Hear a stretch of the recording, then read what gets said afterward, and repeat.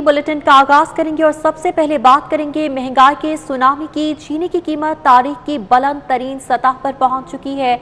Open market में चीनी 6 रुपए महंगी 135 रुपए किलो में फरोख्त जारी है। अकबर मंडी में चीनी की बोरी मजीद 400 रुपये महंगी हो गई। चीनी की बोरी का रेट 6200 रुपये से 6600 रुपये तक पहुंच गया है। जबकि चीनी महंगी होने से मिठाइयाँ, केक, बेकरी मसनूआत महंगी हो गई। हुकूमत सब्सिडी फ्राहम करने में नाकाम हो चुकी है। जबकि दुकानदारों को चीनी 132 रुपये किलो मिल रही है। जबकि अयूब अवैसी ने कहा कि मिल मालिकान को सब्सिडी फ्राहमी से चीनी सस्ती मिल सकती है। शहरी ने कहा कि कीमतें कम न की गई तो हुकूमत के खिलाफ सड़कों पर निकलेंगे। महंगाई का सुनामी। ओपन मार्केट में चीनी 6 रुपये महंगी 135 रुपये किलो में फरोख्त। अकबरी मंडी में चीनी की बोरी मजीद 400 रुपये महंगी हो गई। चीनी की बोरी का रेट 6200 रुपये से 6600 रुपये तक पहुंच गया। चीनी महंगी होने से मिठाइयाँ, केक, बेकरी मसनूआत महंगी हो गई। जबकि हुकूमत सब्सिडी फ्राहम करने में मुकम्मल तौर पर नाकाम हो चुकी है। मिल मालिकान को सब्सिडी फ्राहमी से चीनी सस्ती मिल सकती है। मजीद तफसीलात जानेंगे जुनेद जियाद से। जुनेद, आगाह कीजिएगा, चीनी की कीमत तारीख की बुलंद तरीन सतह पर पहुंच गई। जी, लाहौर के शहरियों के लिए एक और बुरी खबर है कि जो सार्फिन हैं वो मारे मारे फिर रहे हैं, लेकिन चीनी जो है किसी जगह पर दस्तयाब नहीं है। अगर कहीं पे चीनी दस्तयाब भी है तो दुकानदार जो है वो उसे 132 रुपये किलो से ज़ायद कीमत पर जो है वो फ़रोख्त कर रहा है। और अगर चीनी की बोरी की बात की जाए तो चीनी की बोरी जो है वो 6600 रुपये पर पहुँच चुकी है। इसी हवाले से हम बात करेंगे किराना मर्चेंट एसोसिएशन के अहदेदार अयूब अवैसी हमारे साथ मौजूद हैं, उनसे बात करेंगे। क्या सूरत हाल है जी? चीनी की बाज़ार में जो किल्लत है ना वो इंतहाई ज़्यादा पैदा हो चुकी है। इंतहाई ज़्यादा आम दुकानदार को चीनी दस्तयाब नहीं हो रही। अगर किसी को मिल रही है तो वो भी सिफारिश बेच से किसी लिंक की वजह से वो उसको चीनी मिलती है, और वो भी तकरीबन 6600 रुपये का बैग मिलता है। और वो भी सिर्फ 1 से 2 बैग 4 बैग ले सकते हैं। और होल सेल जो डीलर है वो कहते हैं हमारे पास चीनी दस्तयाब नहीं है। जबकि हुकूमत की तरफ से जो चीनी इशू हुई है वो बारीक चीनी है, वो कोई भी जो कस्टमर है वो नहीं लेता। उसकी वजह ये चूँकि उसमें ग्लूकोज मिला हुआ है, उसमें मठास नहीं है, कॉर्नफ्लोर मिला हुआ है, उसमें मठास नहीं है। इस वजह से बाज़ार में जो असल चीनी है, दानेदार मोटी चीनी, वो अवेलेबल नहीं है, जिसकी वजह से हर दुकानदार को परेशानी का सामना करना पड़ रहा है। इसके साथ साथ देखिए चीनी की वजह से बेशुमार आइटम जैसे मिठाई है, ब्रेड है, आपके फ्रूट बंद है, जितनी फूड आइटम्स है, सारी की सारी जिन जिन चीज़ों में चीनी का इस्तेमाल है वो सारी महंगी हो रही हैं।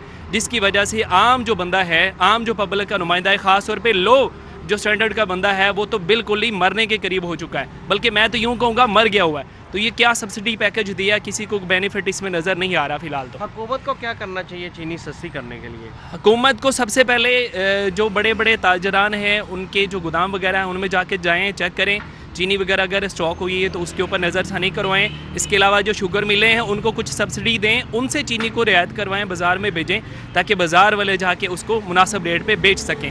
आम जो बंदा है वो इस चीनी को नहीं खरीद सकता, चूँकि 132 रुपये 135 रुपये तो दुकानदार को पड़ रही है किराया डाल के, तो वो 140 150 बेचेगा। 140-50 जब वो चीनी लेगा तो आगे वो क्या चीज़ बनाएगा, और वो 2000-3000 रुपये की किलो के हिसाब से देगा जी।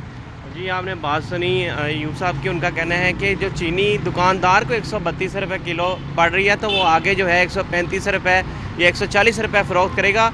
और दूसरी जानब जो चीनी की शॉर्टेज पैदा हुई है उसी की वजह से कीमत भी जो है वो बढ़ रही है, और इसके ऊपर हुकूमत को सब्सिडी देने की ज़रूरत है। ठीक है, सब्सिडी फ्राहम करनी चाहिए। जुनेद जियाद आप हमारे साथ मौजूद रहिएगा। इस तमाम तर सूरत हाल के ऊपर बात करने के लिए सदर किराना मर्चेंट्स आरिफ गुज्जर साहब हमारे साथ मौजूद हैं। सर, आपके वक्त का बहुत शुक्रिया। ये बताइएगा कि चीनी तारीख की बुलंद तरीन सतह पर इसकी कीमत पहुँच चुकी है। आपको क्या लगता है कि किस तरह से चीनी को आवाम के लिए सस्ता किया जा सकता है?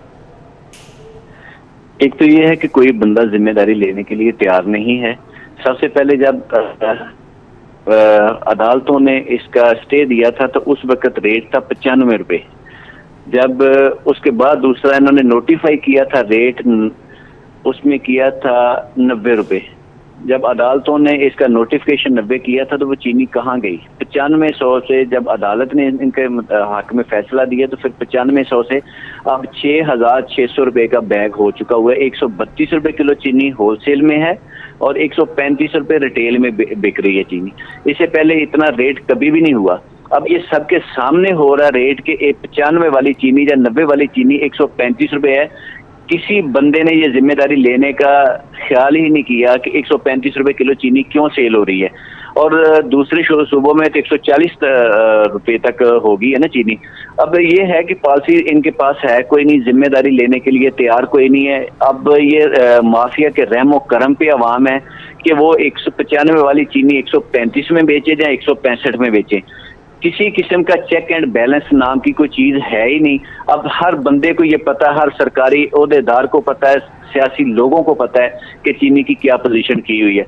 ये पाकिस्तानी मैशत भी तबाह कर दी और आवाम को जो रिलीफ देना था, रिलीफ की बजाय उसको 40 रुपए पर केजी चीनी ज्यादा देना पड़ रहा है। ये बजट सिर्फ आवाम का खराब हो रहा है। किसी बंदे को कोई परवाह नहीं है, किसी सियासतदान को, किसी ब्यूरोक्रेट को ये परवाह हो कि ये चीनी इतनी महंगी क्यों हुई। अब ये अपनी चीनी है, ये तो डॉलर का बहाना बना रहे हैं ना बाहर वाली चीजों का, तो ये डॉलर महंगा हो गया।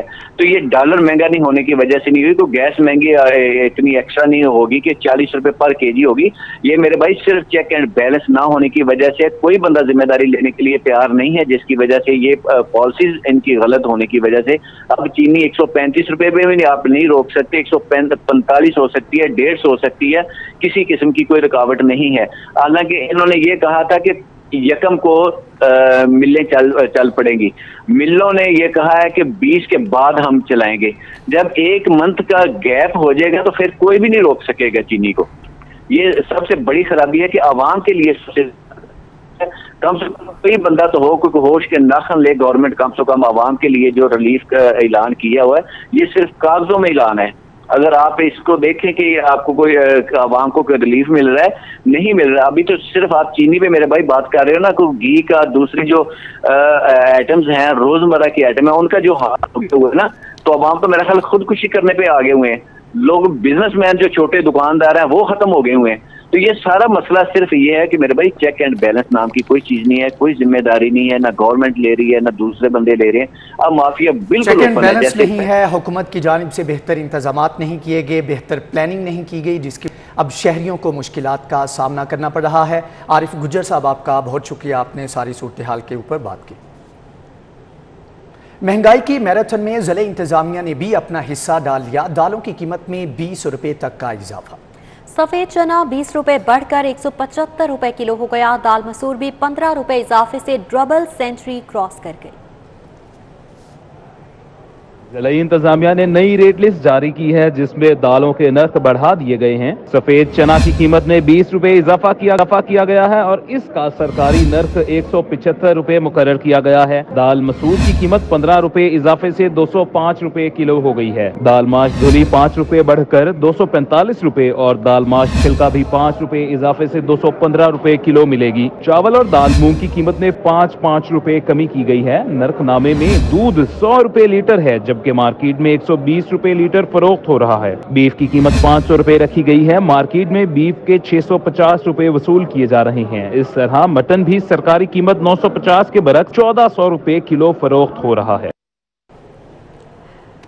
दालों की तरह सब्जियों में भी इजाफा किया गया है। सब्जियों की कीमतों में 50% तक इजाफा। सब्जियों की कीमतों की सेंचुरी मुकम्मल। कोई आलू पालक के अलावा तमाम सब्जियां 100 रुपए से 130 रुपए में दस्तयाब है। जबकि आवाम सब्जियों की बढ़ती कीमतों से परेशान हैं। आपको बताएं कि सब्जियों की कीमतों में 50% तक इजाफा हो गया है। सब्जियों की कीमतों की सेंचुरी मुकम्मल हो चुकी, जबकि आलू पालक के अलावा तमाम सब्जियां 100 रुपए से 130 रुपए में दस्तयाब हैं। आवाम सब्जियों की बढ़ती हुई कीमतों से बहुत परेशान हैं। सब्जियों की कीमतों में 50% तक का इजाफा हुआ है।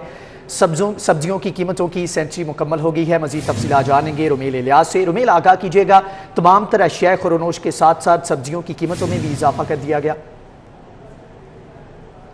अजी बात करें सब्जियों के भाव की तो ये भाव किसी सूरत नीचे नहीं आ रहे और सब्जियों के भाव जो है वो आज जो है वो मजीद जो है वो महंगे हो गए हैं। जिसमें अगर बात की जाए टमाटर की तो टमाटर जो है वो 60 से 80 रुपए किलो में जो है वो फरोख्त हो रहा था, जबकि आज जो टमाटर की कीमत है वो 150 रुपए किलो जो है वो कर दी गई है। इसके साथ साथ जो प्याज है, प्याज भी जो है वो 40 से 50 रुपए किलो में दस्तयाब थे, मगर आज जो प्याज का भाव आया है वो 60 रुपए से 70 रुपए किलो के दरमियान जो है वो आया है। इसके अलावा अगर बात की जाए तो कोई भी सब्जी जो है वो 100 रुपए किलो से कम जो है वो दस्तयाब नहीं है। आलू और पालक के अलावा कोई भी सब्जी जो है वो 100 रुपए के भाव से कम नहीं है। इसमें अगर बात करें कीमतों की तो कद्दू, करेला, मेथी गाजर, ये तमाम जो सब्जियां हैं ये 100 रुपए से लेके 130 रुपए तक जो है वो मार्केट में दस्तयाब हैं। इसके अलावा अदरक और लहसुन की जो कीमतें हैं वो भी 300 रुपए से जो है वो तजावुज़ कर चुकी हैं।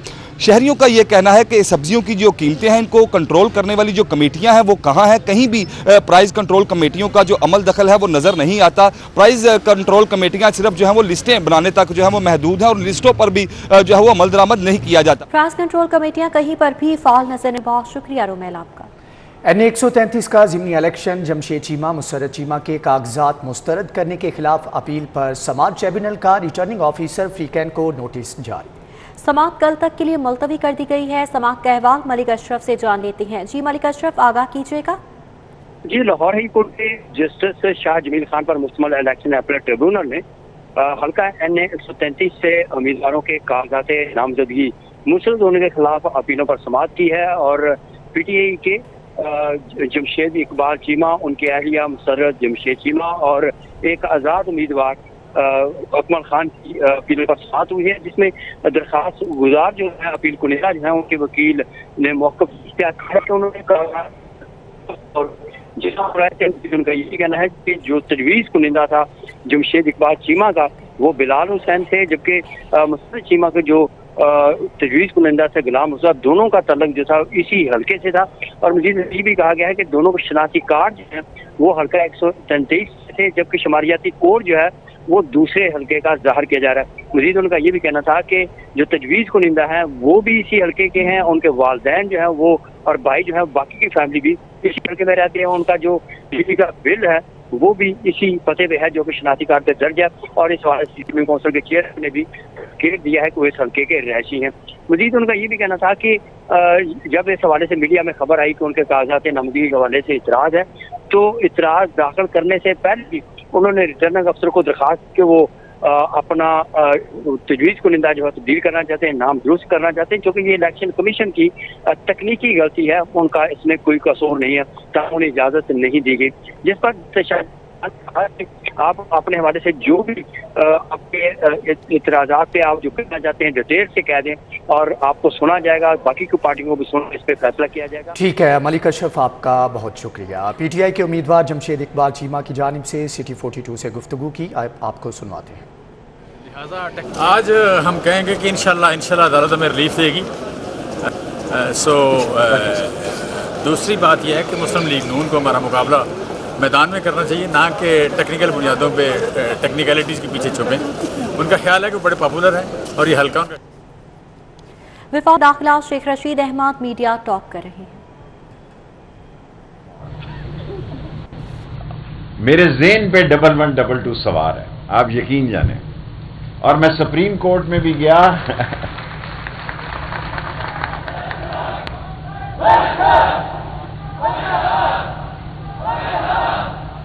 मैं सुप्रीम कोर्ट में भी केस लड़ रहा था, तो मैंने कहा ये कतरी खत नहीं है, 1112 है, जो कि दुनिया में उसने बहुत शोहरत पाई। आपका बड़ा ज़बरदस्त सिस्टम है, अगर कहें तो मैं ये पढ़ सकता हूँ। मैं आपका भी और लोगों का वक्त बचाना चाहता हूँ। मैं बहुत अहम ऐलान करने लगा हूँ कि मैं अभी सेक्रेटरी साहब हमारे नसीम खोकर साहब ज़बरदस्त आदमी हैं और हमने फैसला किया है कि इस्लामाबाद में भी आपके साथ MOU साइन कर रहे हैं और आपको इस्लामाबाद में दावत दे रहे हैं कि 1112 इस्लामाबाद में भी आए। और क्योंकि वहाँ हाई राइजिंग बिल्डिंग बन रही हैं और हमारे साथ मिलकर इस्लामाबाद की भी इतनी खिदमत करें जितनी आपने मुल्क की खिदमत की है। 1112 को इस्लामाबाद में भी फाल किया जाएगा। वफाकी वज़ीर दाखिला तकरीब से खिताब कर रहे थे। शाहकाम फ्लाईओवर के लिए एक बार अराजी के मुआवजे के केस की समाअत कमिश्नर मोहम्मद उस्मान और DG LTA land acquisition collector high court में पेश हुए, जबकि मुआवजे के लिए अवार्ड का रदम करार मामला लैंड एक्विजिशन कलेक्टर के सपुर्द कर दिया गया। मजीद तफसीलात जानेंगे मलिक अशरफ से। मलिक अशरफ, आगाह कीजिएगा। जी, लाहौर हाई कोर्ट की जस्टिस शाह वहीद की अदालत में शाहकाम फ्लाईओवर के अराजी एक्वायर करने के मुआवजे के मुतल्लिक केस की समाअत हुई, जिसमें commissioner Lahore division captain retired Mohammad Usman, DG LTA Ahmed Aziz Dar और लैंड एक्विजिशन कलेक्टर अदालत में पेश हुए थे।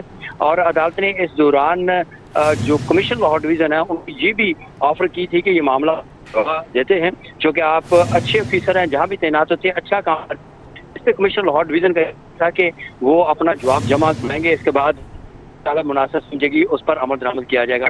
कमिश्नर लाहौर डिवीजन की जानिब से, पंजाब हुकूमत की जानिब से और जेल की जानिब से जवाब जमा कराया गया है, जिससे अदालत ने ये जो मुआवजा था, अराजी का मुआवजे के हवाले से जो वार्ड जारी किया गया था उसको गलतम करार दे दिया है और लैंड एक्विजिशन कलेक्ट मामला भिजवाते हुए वो सेक्शन 23 के तहत इस मामले का सरे 9 जायजा लें और जो अराजी का मुआवजे के मुतालिक वो अपना सब फ्रीकैन को वो वार्ड जारी करें।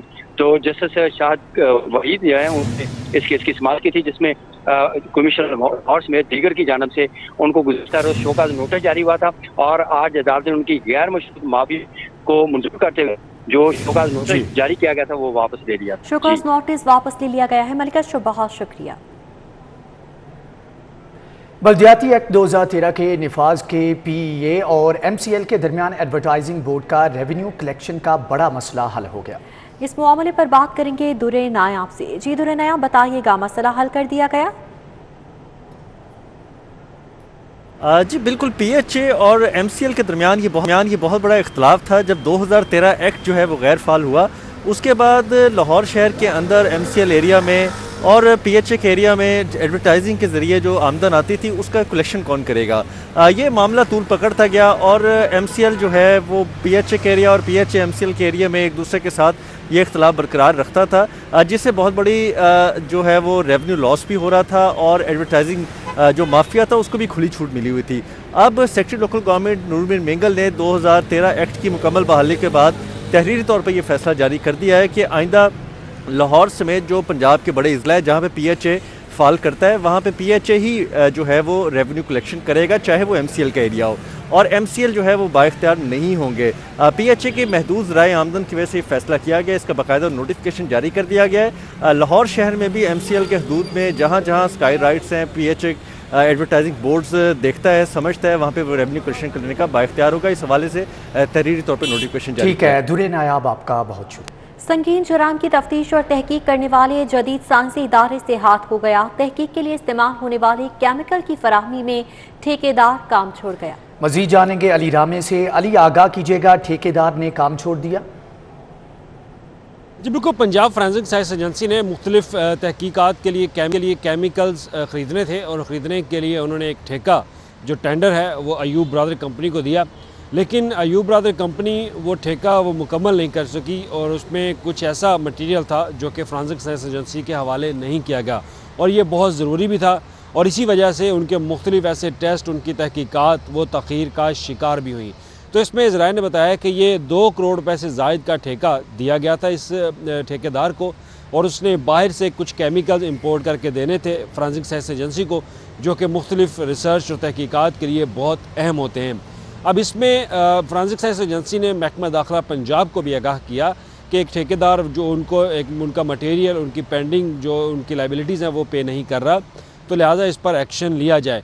तो उस पर पेपरा के जो कवानीन है उसके मुताबिक पेपरा के हुकाम से भी रब्ता किया गया कि इस कंपनी के बारे में, मुस्तकबिल के बारे में अब इसका कुछ किया जाए, क्योंकि ये कंपनी अब उनको मटेरियल जो है वो नहीं दे पा रही और तकरीबन 33 लाख से ज़ायद का जो एक केमिकल देना था वो अभी तक फॉरेंसिक साइंस एजेंसी के हवाले नहीं किया गया और इस पर पेपरा को लिखा गया कि इस कंपनी को ब्लैक लिस्ट किया जाए और उसके बाद अपने अली रामे, बहुत शुक्रिया आपका।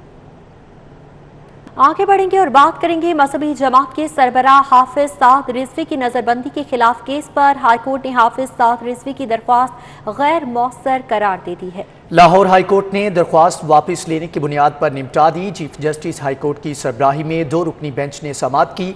दरख्वास्त गैर मुअस्सर हो चुकी। बुरहान मुअज्जम मलिक वकील चचा साद रिजवी अदालत ने काबिल समाअत होने पर दलाइल मांगे थे, मौक़िफ़ ये इख्तियार किया गया है। मजहबी जमात के सरबराह हाफिज साद रिजवी की नज़रबंदी के खिलाफ केस, जबकि हाईकोर्ट ने हाफिज साद रिजवी की दरख्वास्त गैर मुअस्सर करार दे दी है। लाहौर हाईकोर्ट ने दरख्वास्त वापस लेने की बुनियाद पर निपटा दी है, जबकि चीफ जस्टिस हाई कोर्ट की सरबराही में 2 रुकनी बेंच ने केस की समाअत की। मौक़िफ़ ये इख्तियार किया गया दरख्वास्त गुजार की जानिब से कि अदालत ने काबिल समाअत होने पर दलाइल मांगे थे। मजहबी जमात के सरबराह हाफिज साद रिजवी की नज़रबंदी के खिलाफ केस की समाअत हुई। हाई कोर्ट ने हाफिज साद रिजवी की दरख्वास्त को गैर मौसर करार दे दिया। लाहौर हाई कोर्ट ने दरख्वास्त वापस लेने की बुनियाद पर निपटा दी है। चीफ जस्टिस हाई कोर्ट की सरबराही में 2 रुकनी बेंच ने समाअत की। मातहत अदालतों के तमाम प्रोसिक्यूटर्स की कारकर्दगी का जायजा DD inspection team session court prosecution office पहुंच गई। असिस्टेंट डायरेक्टर मोहम्मद अजीम मोहसिन ताबिश ने रिकॉर्ड कब्जे में ले लिया। प्रोसिक्यूटर्स की कारकर्दगी का जायजा और इंटरव्यू का सिलसिला जारी है। मजीद डिटेल्स शाहीन अतीक से जान लेते हैं। जी शाहीन अतीक।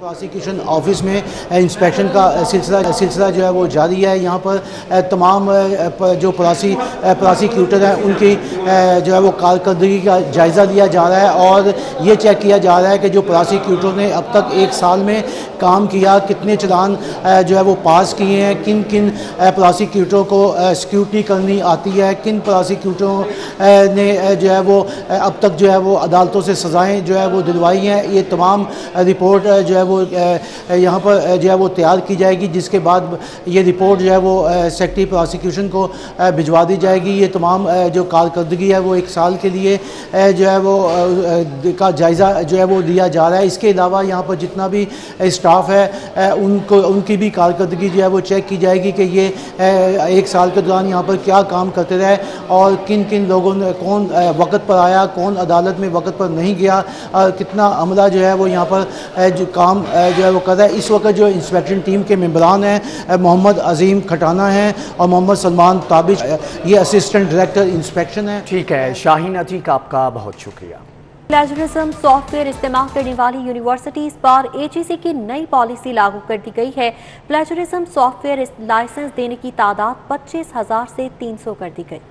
मजीद जानेंगे अकमल सोमनो से। अकमल, आगाह कीजिएगा, नई पॉलिसी का निफाज कब से होगा? जी, यूनिवर्सिटियों में ज़ेर तालीम तलबा और असातिज़ा जो तहकीकी मकालाजात और थीसिस लिखते हैं, इनमें चोरी और चरबासाजी को रोकने के लिए प्लेजरिज्म सॉफ्टवेयर इस्तेमाल किया जाता है। इस सॉफ्टवेयर की जो फ़ीस की अदायगी है वो हायर एजुकेशन कमीशन की जानिब से की जाती है। टर्निटिन सॉफ्टवेयर तमाम यूनिवर्सिटियों में इस्तेमाल किया जाता है और higher education commission Turnitin company को फ़ीस की अदायगी करती है। इस हवाले से कमीशन ने अपनी नई पॉलिसी लागू की है और जो यूनिवर्सिटी में पहले लाइसेंस इस्तेमाल करने की कोई हद मुकर्रर नहीं थी और ज़्यादा से ज़्यादा 25,000 तक जो है वो लाइसेंस इस्तेमाल किए जा रहे थे, उसकी तादाद कम करके 300 कर दी है। सिर्फ यही नहीं, हायर एजुकेशन कमीशन ने पहले टर्निटिन सॉफ्टवेयर की जो रसाई है वो 130 यूनिवर्सिटियों को दे रखी थी, जिसे बढ़ाकर अब 200 कर दिया गया है। इसमें से 130 जो बड़ी यूनिवर्सिटियां हैं उन्हें तो एक यूनिवर्सिटी में 300 तलबा को ये लाइसेंस दिए जाएंगे जो प्लेजरिज्म की चेकिंग कर सकते हैं, जबकि स्मॉल और जो प्लेजरिज्म के हवाले से लागू कर दी गई। अकमल सोमरू, बहुत शुक्रिया। महकमे एक्साइज का स्मोग और पोल्यूशन की रोकथाम के लिए अहम इकदाम, इलेक्ट्रिक गाड़ियों की रजिस्ट्रेशन और टोकन टैक्स में 95% रायत देने का फैसला। इस पर अली साही से। जी अली साही, बताइएगा।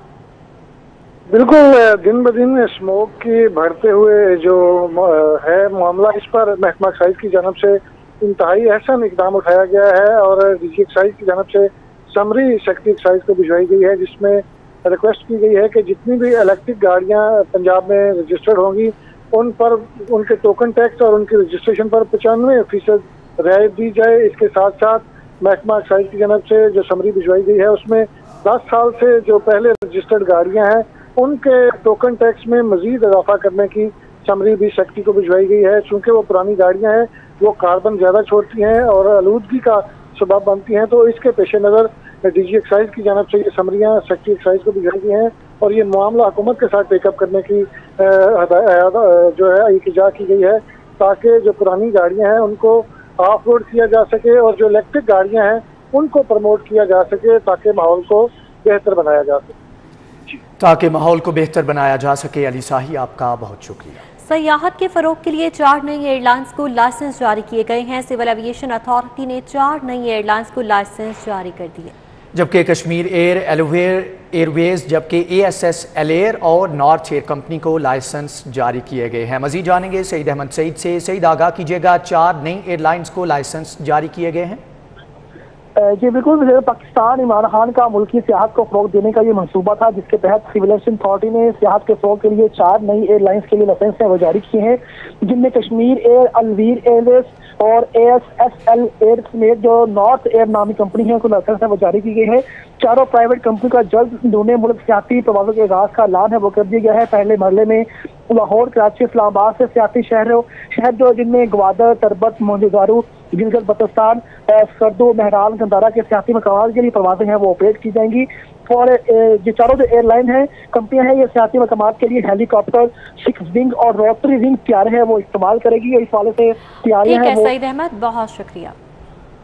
ड्राइव-इन तबलीगी इज्तिमा का आगाज आज नमाज असर के बाद होगा। ज़िले इंतजामिया ने ड्राइव-इन इज्तिमा की तैयारियां मुकम्मल कर ली हैं। डिप्टी कमिश्नर उमर शेर चट्टा ने भी इस हवाले से गुफ्तगू की है। मजीद डिटेल्स शहजाद खान अब्दाली से लेंगे। जी शहजाद। जी बिल्कुल, ड्राइव-इन इज्तिमा आज असर के बाद शुरू हो रहा है और एतवार तक ये इज्तिमा होगा। इस हवाले से ज़िले इंतजामिया ने क्या अपने तमाम तर तैयारियाँ इंतजामात मुकम्मल कर लिए हैं, ये जानने के लिए डिप्टी कमिश्नर लाहौर मोहम्मद उमर शेर चट्टा हमारे साथ मौजूद हैं। इनसे हम इस हवाले से बात करते हैं। सर बताइएगा, आज इज्तिमा का पहला रोज़ होगा, असर के बाद आज शुरू हो जाएगा, तो फरमाइएगा जो तैयारियां हैं, जो इंतजामात हैं, वो क्या उनको हतमी शक्ल दे दी गई है? बिल्कुल जी, हमारे इंतजामात मुकम्मल हैं और जो ऑर्गेनाइज़र्स हैं वो हमारे साथ ऑन बोर्ड हैं। पुलिस, डिस्ट्रिक्ट एडमिनिस्ट्रेशन, तमाम म्यूनसिपल सर्विसेज हमारी तैयार हैं। ये तकरीबन 3 लाख से ज़ायद लोग आज उधर इकट्ठे होंगे और जुम्मा, हफ्ता और इतवार के रोज़ इनका डिस्पर्सल होगा।